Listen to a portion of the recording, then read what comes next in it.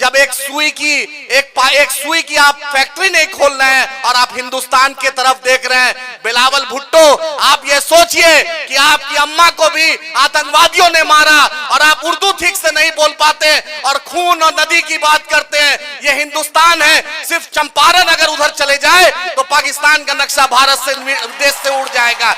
ये चंपारण इतनी बड़ी धरती। स्टेज पर मजलिस इत्तेहादुल मुस्लिमीन के सदर जनाब बैरिस्टर असदुद्दीन ओवैसी साहब, बिहार के मजलिस के हमारे सदर और हमारे पूरे हरदिल अजीज अख्तर उल ईमान साहब, मजलिस इत्तेहादुल मुस्लिमीन के इंचार्ज माजिद साहब, हम लोग के तौसीफ आलम साहब, इस्तियाक साहब, हसनैन साहब, हैबर साहब, मुफ्ती साहब, सरवर भाई और यहाँ के जिला अध्यक्ष नसीम भाई, डॉक्टर परवेज साहब, डॉक्टर शमीम साहब, तमाम सीतामढ़ी, मुजफ्फरपुर, शिवहर, मोतिहारी, ईस्ट चंपारण से तमाम जो मेरे पार्टी के कारकुन हैं जो आए हैं और तमाम लोग का हम तहे दिल से इस्तकबाल करते हैं। 1920 में एक शख्स मोहनदास करमचंद गांधी, यही चंपारण की सरजमी है। इतनी पावन धरती है, इतनी मुकद्दस सरजमी है कि आपने मोहनदास करमचंद गांधी को महात्मा गांधी बनाकर भेजा। उस बैरिस्टर को आपने महात्मा का लक़ब दिया।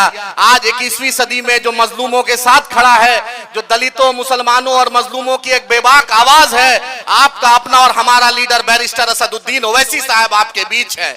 हमने आपसे वादा किया था कि इंशाअल्लाह चंपारण की सरजमी पर जरूर बैरिस्टर साहब आएंगे और आज अल्हम्दुलिल्लाह बैरिस्टर असदुद्दीन ओवैसी साहब आपके बीच है।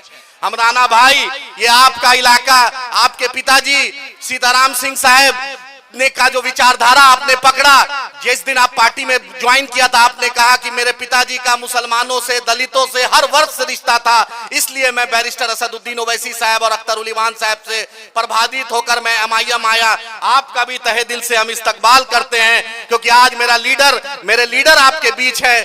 तमाम लोग का इस्तकबाल, क्योंकि ये पीर मुनिस की धरती है जिसने महात्मा गांधी को बुलाया। ये बत्तख अंसारी साहब की धरती है जो महात्मा गांधी जी को जहर दे रहा था, अगर किसी ने बचाया तो वो बत्तख अंसारी साहब बनाए। ये बहुत ही मुकद्दस सरजमी है। हम सीमांचल से चलकर मिथिलांचल आए, मिथिलांचल से चलकर अब चंपारण की सरजमी आए, उसके बाद इंशाअल्लाह तिरुत होते हुए हम पाटलिपुत्रा यानी पटना की सरजमी पर विधानसभा में पटना के गांधी मैदान में मजलिस इत्तेहादुल मुस्लिमीन का झंडा बुलंद करेंगे इंशाअल्लाह ताला।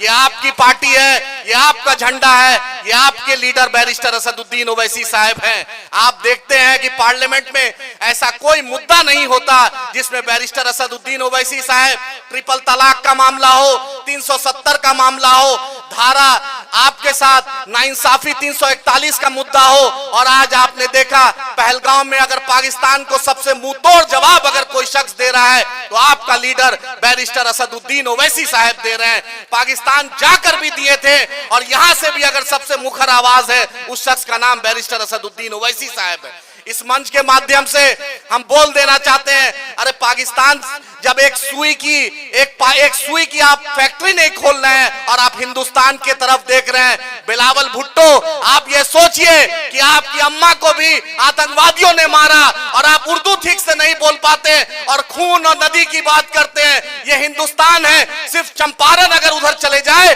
तो पाकिस्तान का नक्शा भारत से, देश से उड़ जाएगा। ये चंपारण इतनी बड़ी धरती है, इसने बैरिस्टर मोहनदास करमचंद गांधी को महात्मा गांधी बना दिया। पूरी दुनिया में ऐसा कोई जगह नहीं जहां पर महात्मा गांधी की इज्जत नहीं। आज हम आपके साथ हैं। वक्फ का काला कानून आप जान लीजिए, आपके हिफाजत के लिए पार्लियामेंट में बैरिस्टर साहब लड़ रहे हैं। पार्लियामेंट के बाहर भी all India Muslim personal law board और जितनी भी मिली तंजीम है उसके साथ अगर कंधा से कंधा सबसे ज्यादा कोई मिला है उस शख्स का नाम बैरिस्टर असदुद्दीन ओवैसी साहब है। और बिहार में जब all India personal law board का ऐवान हुआ और मिल्ली तंजीम ने कहा तो अख्तर उल ईमान साहब ने हर बिहार के जिला यूनिट को कहा कि आपको पटना में रोजा रख के भी गांधी मैदान गर्दनी बाग के उस रैली को हमने कामयाब किया। जब भी देश को जरूरत पड़ेगी हम आगे रहेंगे। जब भी हमारे संविधान पे खतरा होगा हम अपना तन मन धन लुटा देंगे, लेकिन हम नाथूराम गोडसे और आरएसएस के मानने वालों के साथ नहीं झुकेंगे। ये हमारी मिट्टी है, ये हमारी सरजमी है, ये चंपारण है। याद रखिए, कुछ लोग लोकसभा के वक्त बुलेट पे लोग को घुमा रहे थे, आज उनको भी जवाब देने हम आए हैं। आप उनको भी जवाब देने आए हैं कि आप बुलेट पे अब किसको घुमाइएगा। आज राणा रंजीत साहब आ गए हैं और आज राणा रंजीत साहब का सबसे बड़ा लीडर बैरिस्टर असदुद्दीन ओवैसी साहब आ गए हैं। इमारे शरिया का जुलूस, देश बचाओ देन बचाओ रैली का ज़कात फितरा पे लोग को एमएलसी बनाया गया, लेकिन आज नीतीश कुमार के नाम पर मुंह से बोली नहीं निकल रहा है। वो एमएलसी का पद उसको भी इस ढाका की सरजमी से जवाब देने आए हैं। आपने बहुत दिन की बात की थी कि नीतीश कुमार को हमने समझाया है, बिल एक्ट भी बन गया, लेकिन नीतीश कुमार के सामने अपने एमएलसी का पद नहीं गया। लेकिन हम अख्तर उल ईमान साहब सीमांचल से कलकर आज चंपारण आ गए हैं। मैं तहे दिल से अपने रियासती सर को फिर से शुक्रिया अदा करता हूं कि राणा रंजीत भाई का जो शिवर का मुद्दा, एक दलित के बेटे को मार दिया गया था, तो सबसे पहले विधानसभा में अगर कोई मुद्दा उठाया तो उसका नाम अख्तर उल ईमान साहब है। तमाम लोगों का शुक्रिया। अपने लीडर को मजबूत कीजिए, अपने झंडे को मजबूत कीजिए, अपनी जमात को मजबूत कीजिए। जय भीम, जय मीम, पीर मुनीस की धरती जिंदाबाद, बख्तक अंसारी की सरजमी जिंदाबाद, चंपारण की सरजमी जिंदाबाद, बैरिस्टर असदुद्दीन ओवैसी साहब, अख्तर उल ईमान साहब जिंदाबाद। बहुत बहुत शुक्रिया।